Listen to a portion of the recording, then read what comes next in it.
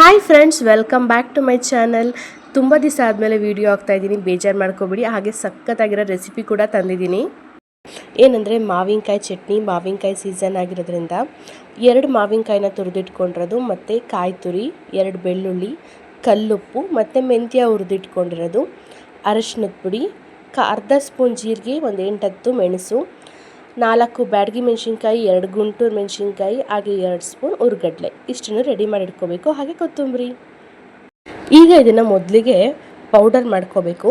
ಏನೇನೆಂದರೆ ಮೆಂತ್ಯ ಮತ್ತು ಹುರ್ಗಡ್ಲೆ, ಉಪ್ಪು, ಮೆಣಸಿನ್ಕಾಯಿ, ಅರಶಿನದ ಪುಡಿ ಮತ್ತು ಜೀರಿಗೆ, ಮೆಣಸು ಇಷ್ಟನ್ನು ಫಸ್ಟು ಪೌಡರ್ ಮಾಡ್ಕೋಬೇಕು. ಯಾವುದೇ ಅಡುಗೆ ಆಗಲಿ ಎಲ್ಲ ಒಟ್ಟಿಗೆ ಹಾಕ್ಬಿಟ್ಟು ಮಿಕ್ಸಿಗೆ ಹಾಕಿದ್ರೆ ನಾವು ಬೇಗ ಆಗುತ್ತೆ ಅಂದ್ಕೊತೀವಿ, ಬಟ್ ಟೇಸ್ಟ್ ಡಿಫ್ರೆನ್ಸ್ ಆಗುತ್ತೆ. ಯಾವ್ದು ಯಾವಾಗ ರುಬ್ಬಬೇಕೋ ಅದೇ ರೀತಿ ರುಬ್ಬಿದ್ರೆ ಟೇಸ್ಟ್ ಸಖತ್ತಾಗಿರುತ್ತೆ. ನೀವು ಕೂಡ ಇದೇ ಪ್ರೊಸೀಜರಲ್ಲಿ ಮಾಡಿ, ತುಂಬಾ ಚೆನ್ನಾಗಾಗುತ್ತೆ. ಮತ್ತು ಇದಕ್ಕೆ ಒಂದು ಸ್ವಲ್ಪ ಬೆಲ್ಲ, ಇಷ್ಟನ್ನು ಚೆನ್ನಾಗಿ ಪೌಡರ್ ಮಾಡ್ಕೋಬೇಕು. ನೋಡಿ, ಈ ರೀತಿ ಪೌಡರ್ ಆದಮೇಲೆ ಇದಕ್ಕೆ ಇವಾಗ ನಾವೇನು ಕಾಯಿ ತುರಿದಿಟ್ಕೊಂಡಿದ್ದೀವಿ ಇದು ಹಸಿ ಕಾಯಿ, ಹಾಗಾಗಿ ತುರಿದಿಟ್ಕೊಂಡಿರೋದು, ಮತ್ತು ಬೆಳ್ಳುಳ್ಳಿ, ಇದನ್ನು ಸ್ವಲ್ಪ ನೀರು ಹಾಕ್ಕೊಂಡು ಈಗ ರುಬ್ಕೊಳ್ಳೋದು. ಇದು ನಮ್ಮ ಅಮ್ಮನ ರೆಸಿಪಿ ಅಂತ ಹೇಳ್ಬೋದು. ಅಮ್ಮ ಮಾವಿನಕಾಯಿ ಚಟ್ನಿ ಸೂಪರಾಗಿ ಮಾಡ್ತಾರೆ. ಹಾಗಾಗಿ ನಿಮಗೂ ಎಲ್ಲ ಈ ರೆಸಿಪಿ ಶೇರ್ ಆಗಲಿ ಅಂತ ಹೇಳ್ಬಿಟ್ಟು ನಾನು ವೀಡಿಯೋ ಹಾಕ್ತಾಯಿದ್ದೀನಿ.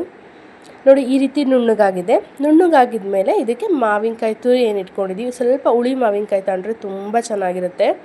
ಅದಕ್ಕೆ ಸ್ವಲ್ಪ ಕೊತ್ತಂಬರಿ ಕೂಡ ಹಾಕ್ಕೊಂಡು, ಜಾಸ್ತಿ ನುಣ್ಣಗೆ ಮಾಡ್ಕೋಬಾರ್ದು, ಸ್ವಲ್ಪ ಇದೆಲ್ಲ ಮಿಕ್ಸ್ ಆಗೋ ರೀತಿ ರುಬ್ಕೋಬೇಕು.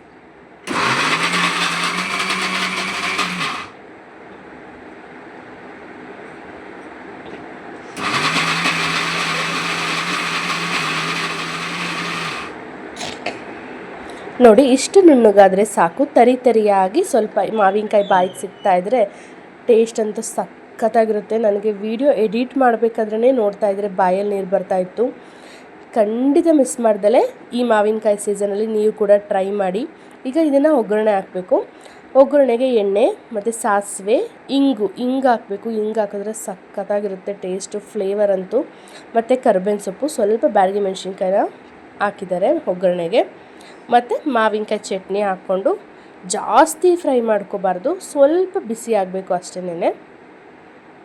ಜಸ್ಟ್ ಒಂದು 30 ಸೆಕೆಂಡ್ ಅಷ್ಟೇ, 30 ಸೆಕೆಂಡ್ ಈ ರೀತಿ ಎಣ್ಣೆಯಲ್ಲಿ ಮಿಕ್ಸ್ ಮಾಡಿಕೊಂಡ್ರೆ ಸಾಕು. ನೋಡಿ ಹೇಗೆ ರೆಡಿಯಾಗಿದೆ ಅಲ್ವಾ ಮಾವಿನಕಾಯಿ ಚಟ್ನಿ, ಸಖತ್ತಾಗಿತ್ತು. ನೀವು ಕೂಡ ಟ್ರೈ ಮಾಡಿ. ಇದನ್ನು ಹೇಗೆ ತಿನ್ನಬೇಕು ಅಂದರೆ ಬಿಸಿ ಅನ್ನಕ್ಕೆ ತುಪ್ಪ ಹಾಕ್ಕೊಂಡು ಮಾವಿನಕಾಯಿ ಚಟ್ನಿ ಹಾಕ್ಕೊಂಡು ಕಲಿಸ್ಕೊಂಡು ತಿಂತಾ ಇದ್ದರೆ ಸ್ವರ್ಗ ಅಂತ ಹೇಳ್ಬೋದು.